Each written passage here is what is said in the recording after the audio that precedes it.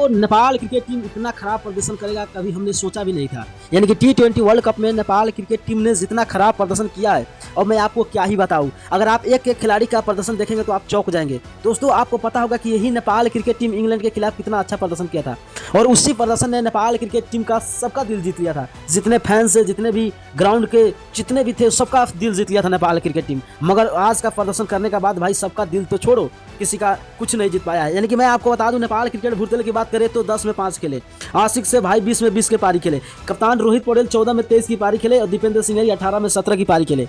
आशिक से की बात करें तो 24 में 27 की पारी खेले। लोकेश बम, जो लोकेश बम पहले का मैच में हीरो थे भाई, वो लोकेश बम सिर्फ यानी कि 5 गेंदा में 3 रन नहीं बना पाए। गुलशन झा अब चलेंगे कब चलेंगे पता नहीं है। फिर गुलशन झा 4 बॉल में 3 रन की पारी खेले, और उसके बाद करण केसी 11 में 18 के पारी खेले, और नंदन यादव 0 पर आउट हो गए, और संदीप लामे छाने ने 7 में 5 की पारी खेले, और ललित राजवंशी 2 बॉल में 0 की पारी खेले। यानी कि मैं आपको बता दूं, जितना मैं कहूं भाई, टी20 वर्ल्ड कप 2026 का सबसे खराब प्रदर्शन अगर किसी ने खेला है तो है नेपाल क्रिकेट टीम। क्योंकि नेपाल क्रिकेट टीम में सोचो कि इससे टोटल रन अगर मिलाया जाए तो सिर्फ 123 रन ही बना पाया, जो कि अभी तक कोई भी नहीं ऐसा हुआ है। यानी 123 रन बनाकर ऑल आउट हो गया नेपाल। और नेपाल की बल्लेबाजी देखकर भाई आज जितने भी तारीफ कर रहे थे, सब सोच रहे कि भाई हम किसको सपोर्ट कर रहे थे। यानी कि भाई सच ही मत, यानी कि नेपाल क्रिकेट टीम जो सपना वर्ल्ड कप का लेकर चला था, वो सपना चकनाचूर होते हुए दिख रहा है। आपको क्या लगता है? अपना राय जरूर कमेंट करें, और हो सकता है इस वीडियो को ज़्यादा से ज़्यादा शेयर करें।